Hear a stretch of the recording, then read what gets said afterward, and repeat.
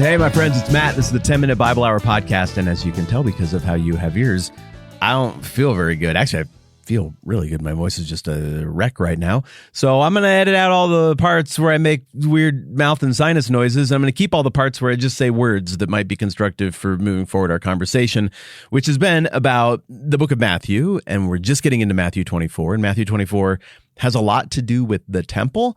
And so we've been talking about what the temple would have meant to the original audience, what it would have meant as a building, a sheer magnificent edifice, and what it would have meant in terms of religious and national and spiritual and thematic legacy for them, because this is a multifaceted story that unfolds over the years. It's not one of just pure victory and glory. It's got a lot of different elements to it, and that's what we're talking about today. So there was a show that came out 6-7 years ago, maybe. It was made in Canada, had Eugene Levy in it. His son was in it too. Catherine O'Hara was in it. And well, maybe part of the reason that it resonated with me is because it feels a little bit like an extension of that Christopher Guest comedy troupe stuff. Christopher Guest was the Six-Fingered Man and The Princess Bride, and this is part of the Spinal Tap and Waiting for Guffman and Best in Show, and oh my goodness, I'm forgetting the funniest one. Whatever, you get what I'm talking about, or you don't, which would also be fine. And it's a funny little sitcom about this family who had a crap ton of money and really lost touch with how blessed they were to live the lives that they were living in the big city. And then things all fall apart and they go completely broke. And the only holding they have left is like a motel, or maybe they own the whole town of this little dump town in the middle of nowhere. And so they move into a couple of motel rooms, and they have to start from close to nothing. And every little victory that they achieve comes with a bunch of laughs and hijinks. And that's kind of how the show works, especially the first couple seasons, which I enjoyed the most. But one of the really interesting themes and character dynamics of the show is that as it goes along, the characters' appreciation of their little achievements are all bittersweet. Because, yeah, this is a good thing that we got done. Like, we got a job application filled out, or we got enough money to pay for some more food. But they can't help but think of it with this bitter memory of how much better it was and how much easier it was before. Likewise, as we look at the story of the temple in the Old Testament, we get really two chapters of this thing. Chapter 1 is the building and destruction of the first temple. This story ranges from the mid-10th century BC under the United Monarchy under the leadership of Solomon, and that story wraps up around 586, 587, depending on who you talk to, with Nebuchadnezzar, the Babylonians' destruction of that grand and glorious temple. Now, in that period, as we looked at yesterday, there is this dedication that we're going to talk more about today that is beautiful and lavish and massive and expensive, and God shows up. Like, inarguably, visibly, everybody sees the Spirit of God show up and do miraculous things. And it sounds like it's this amazing faith-confirming, direction-confirming moment. And in my little analogy that I'm using here, that would be the chapter that corresponds with living the high life in the big city and having tons of resources and everything is working and it's easy. But in the second chapter, things completely fall apart. The Israelite people go effectively completely broke. They get defeated in two phases and hauled away into captivity. And at the very back end of living memory, some 50, 60-ish years, I haven't done the math off the top of my head, but something like that, they are allowed to come back and rebuild the temple from the ruins of Jerusalem. And as they start to rebuild this temple, they're not living the high life anymore.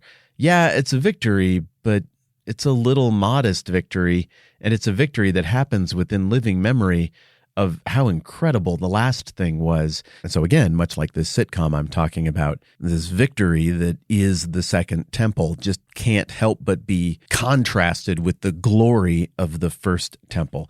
And yesterday we covered quite a bit about the glory of the dedication of that first temple in 1 Kings chapter 8 under Solomon. But what we didn't really have time to look at was just how lavish this was. You are talking 14, maybe 15 days, depending on how you count it, of celebration and feasting. There's all kinds of sacrifices being made to God. And some of those sacrifices are like, that's all for you, God, the whole thing. But the way some of the other sacrifices work, like you give God the part of it, like the fat part, and then you eat the rest of the stuff. And so people were living large. It doesn't sound like it was licentious or bad. It seems like their heads and their hearts were in the right place. And this was a pretty cool thing. But check this out. They sacrificed, according to 1 Kings chapter 8, verse 63, 22,000 cattle. I've never even owned one cattle, and 120,000 sheep and goats. Never had any of those either.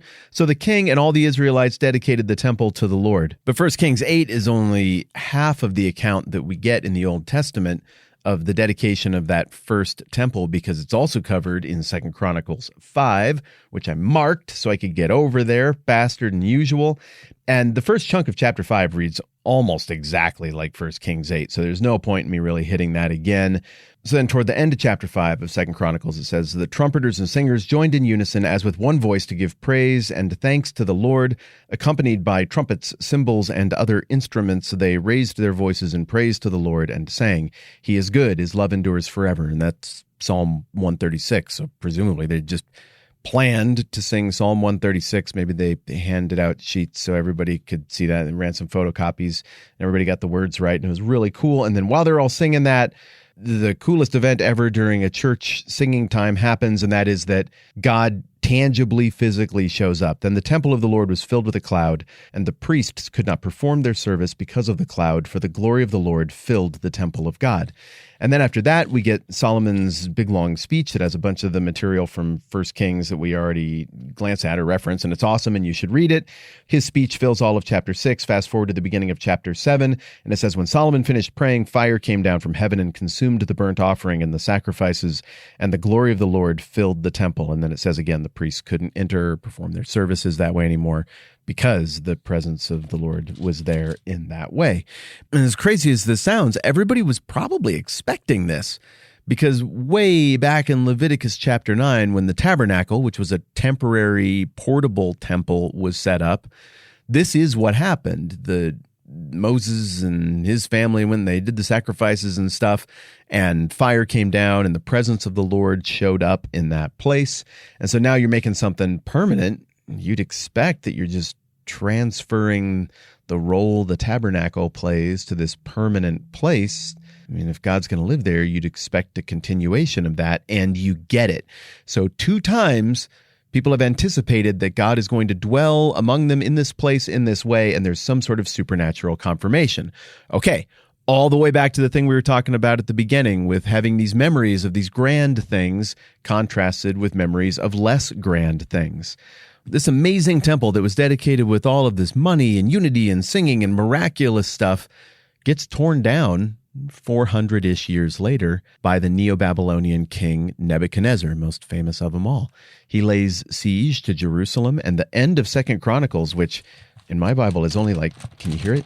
That many pages later. It ain't far in terms of percentage of Bible between this grand dedication and everything looking great to total collapse. And that's what we get in 2 Chronicles 36 as Nebuchadnezzar shows up, lays siege to Jerusalem under the weak rulership of the young king Zedekiah. And you know what? I was going to try to cover all of this today, but it's such a good story, and we really need to have it right in order to move forward properly with the rest of Matthew. So, nope, I'm not going to read that to you right now. I'm going to read that to you tomorrow as we continue to flesh out this remarkable analogy that I've crafted for you about a Canadian sitcom whose name I'm not going to say on this program because someone's going to mistake it for a swear and be offended. But it's all going to make sense as we go along. So we're just about done talking about chapter 1 of the story of the temple in the Old Testament, which is glorious and amazing and then ends really sad. And then as we get done with that, we'll get into the less resplendent chapter 2 as the Israelites take a second shot at a temple later on. This is all going to be totally worth it. Thank you for enduring my voice, and thank you for hanging out with me. Also, thank you for leaving reviews. That has been a really, really helpful thing. Any kind of app where you leave a review affects the way that particular podcast app rates this program. So, hey, here's a big ask. If you really like what's happening here, it would be super helpful if you would review it in even maybe more than one place. Apparently, when you leave reviews on any and every given app, that app is more likely to put this podcast in front of people, which I think is great.